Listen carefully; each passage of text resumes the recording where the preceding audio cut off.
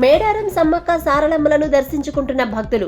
ఆసియాలోనే అతిపెద్ద గిరిజన జాతర మేడారం. కోట్లాది భక్తులు సమ్మక్క సారలమ్మ అమ్మవార్లను దర్శించుకునేందుకు భక్తులు ఇప్పటి నుండే తరలి వస్తున్నారు.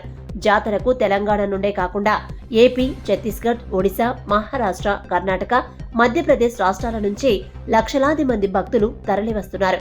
జాతర జరిగే 4 రోజుల్లో భక్తుల రద్దీ అధికంగా ఉంటుంది. దీంతో కొందరు భక్తులు 2 నెలల ముందుగానే మేడారం వెళ్లి అమ్మవార్లను దర్శించుకుంటున్నారు. ఈ సంఖ్య కూడా లక్షల్లోనే ఉండడం గమనార్హం. మేడారం జాతర ఈసారి ఫిబ్రవరి 21 నుంచి ప్రారంభం కానున్నప్పటికీ ఇప్పటికే ప్రభుత్వం జాతర ఏర్పాట్లను చేస్తోంది. జాతర ముందు రోజుల నుంచే ఆర్టీసీ కూడా ప్రత్యేక బస్సులను నడపనుంది. అయితే ఇప్పటికే మేడారానికి తరలి వస్తున్న భక్తుల కోసం బస్సులను నడుపుతున్నట్లు వరంగల్ ఆర్టీసీ ఆర్ఎం శ్రీలత ఇప్పటికే ప్రకటించారు. భక్తుల సౌకర్యార్థం ఈ నెల 15 నుంచి స్పెషల్ బస్సులను ప్రారంభించారు. ప్రతి బుధ, ఆదివారం సెలవు దినాల్లో హన్మకొండ బస్టాండ్ నుండి ప్రతి 45 నిమిషాలకు ఒక బస్సును అందుబాటులో ఉంచారు.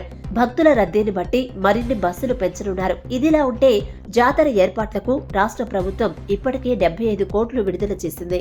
ఇందులో గ్రామీణ నీటి సరఫరా విభాగానికి 14,74,00,000, ఐటీడీఏ ఇంజనీరింగ్ విభాగానికి 8,28,00,000, పోలీసు శాఖకు 10,50,00,000, రోడ్లు భవనాల శాఖకు 2,80,00,000 ఇలా వివిధ శాఖలకు నిధులు కేటాయించారు. కాంగ్రెస్ అధికారంలోకి రావడంతో ఈసారి జాతర ఏర్పాట్లు, నిర్వహణలో తమ మార్కు ఉండేలా జాగ్రత్తలు తీసుకుంటున్నారు.